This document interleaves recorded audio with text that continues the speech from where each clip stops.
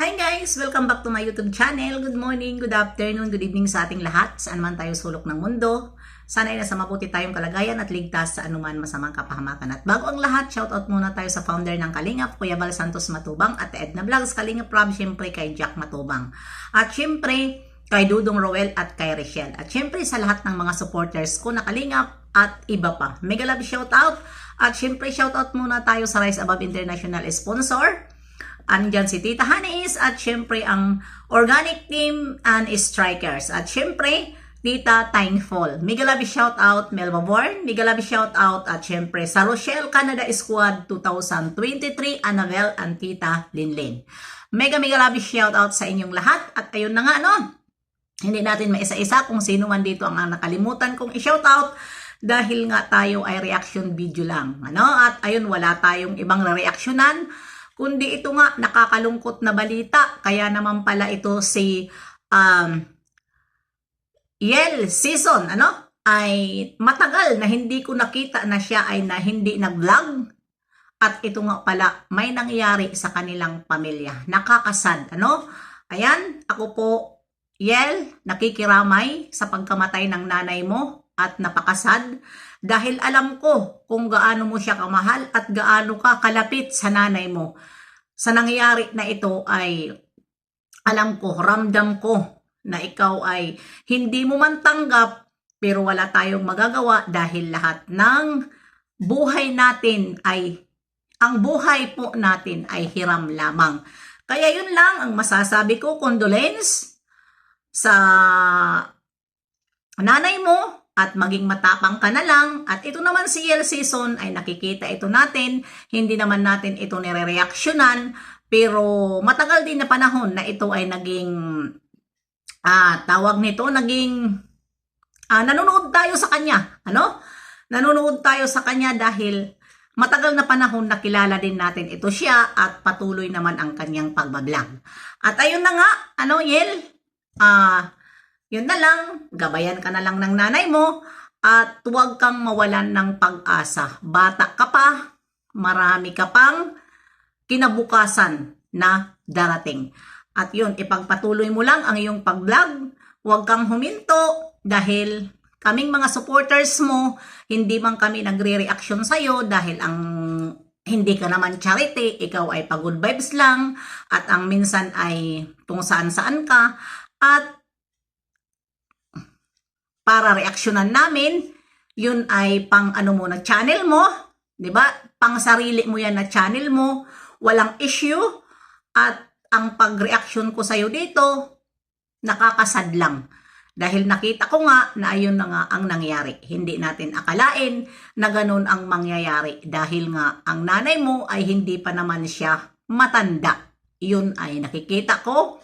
Kung gaano ka niya kamahal at kung saan-saan ka nagbablog, minsan ay sinasama ito at ang papa mo. Sa ganitong pangyayari ay nabigla ako nung napanood kita at nagbasa ako ng mga comment na kinukondolence ka. Nagtaka ako sino ito na nawala sa pamilya nyo. Yun pala ang nanay mo. My goodness. Ito lang ang masasabi ko. Tayong lahat ay mahalin natin ang ating magulang dahil kapag wala na sila, diyan tayo magsisisi. Kung ano man ang masabi sa atin ng ating mga magulang, huwag po tayo magtampo dahil hindi tayo makikita sa mundo kung hindi sila. Kaya yun lang, payo ko lang sa mga hindi naman lahat, yung medyo hindi nagmamahal sa magulang, ay hindi natin alam ang kanilang buhay. At ayun na nga, sa sobrang init ngayon dyan sa Pinas, ang daming namamatay sa stroke. Kaya mag-ingat kayo dyan. At hindi ko naman alam kung ano rin ang dahilan sa, kung ano ang sakit, o ano ba ito, o na stroke ba, hindi natin alam kung ano ang dahilan sa pagkamatay ng kanyang nanay. Basta ako, ang alam ko ay kaya in-stop ang pagpasok sa bahay na lang din, online, Dahil ito nga, mayroon nahihimatay na mga bata doon sa school. Dahil sa sobrang init ng panahon dyan sa Pinas. Ano ba ito? Ito ba ay parusa na sa atin? Bakit ganito na ang nangyayari na samantala noon ay hindi naman gaano mainit ang Pilipinas? Ang alam ko ang mainit ay Saudi Arabia. Dahil dito, disyerto at nagkakabaliktad na yata. Dahil dito ngayon sa Saudi ay tag-init, hindi mo na mararamdaman ang init na masyado. Ang taglamig, hindi mo na rin mararamdaman ang taglamig dito. Kaya ito na ang sinasabi na matatapos na ang mundo. Kaya magmahalan tayong lahat. Dahil kahit anong yaman natin, ano pa man, ang mayroon tayo, hindi natin yan madadala sa langit.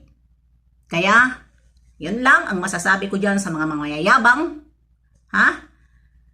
ay huwag kayong pabebe. Dahil lahat tayo hindi makakaiwas sa langit.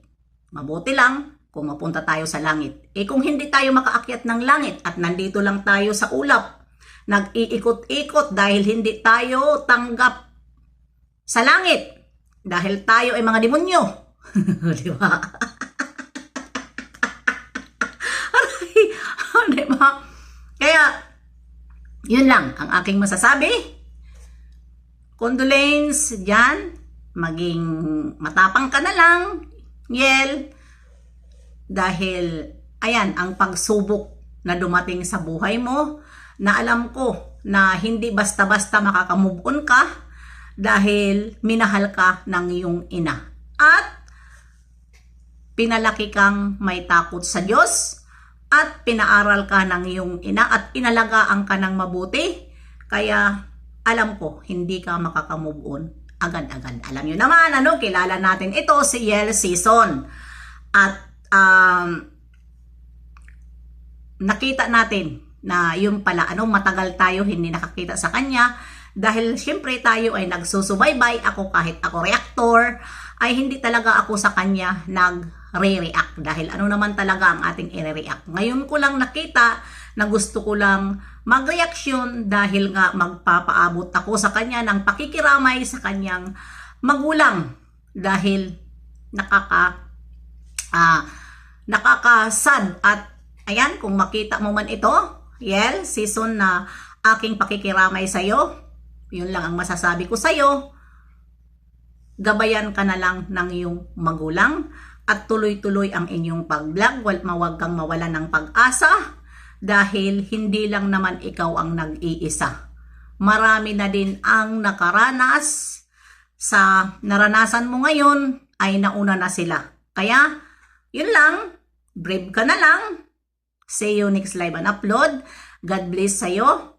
At sana ay marami pang supporters ang susuporta sa'yo. Bye-bye! See you next live and upload.